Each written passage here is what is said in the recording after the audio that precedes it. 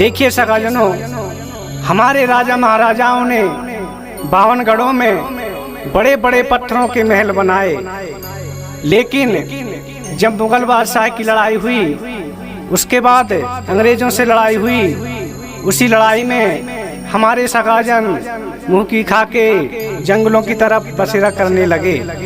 तो लीजिए, जैसे कि आप सभी जानते हैं, हृदय नगर में हृदय शाह राजा ने बहुत सुंदर महल बनाए। उसी महल का वर्णन गीत के माध्यम से आपके सामने पेश है।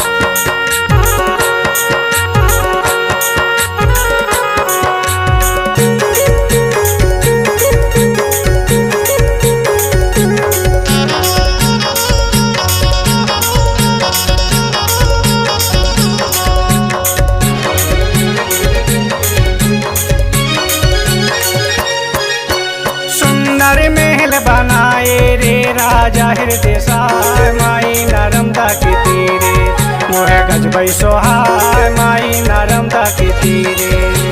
सुंदर महल बनाए रे राजा हृदय शाह, माई नर्मदा के तीरे मोहे गजबई सोहाय, माई नर्मदा के तीरे।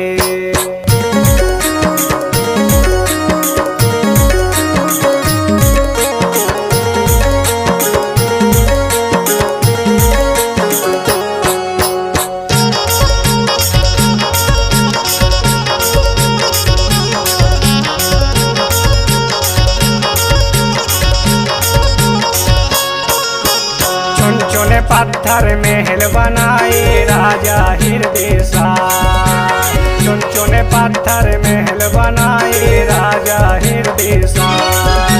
दूरे दूर से पत्थर लावे, दूरे दूर से पत्थर लावे, जादू की छड़ी लगाए रे राजा हृदय शाह, माई नर्मदा के तीरे मोहे गजबई सोहाय, माई नर्मदा के तीरे। सुंदर महल बनाए रे राजा हृदय शाह, माई नर्मदा के तीरे मोहे गजबई सोहाय, माई नर्मदा के तीरे।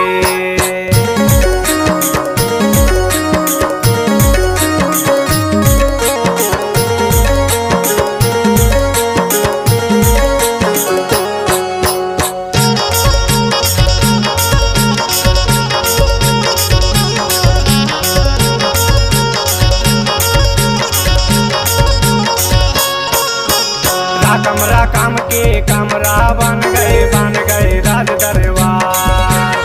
कमरा काम के कमरा बन गए राज दरबार। ताल घर बन गई बानी अटरिया, ताल घर बन गई बानी अटरिया, मैया की जोते जला दे रे राजा हृदय शाह,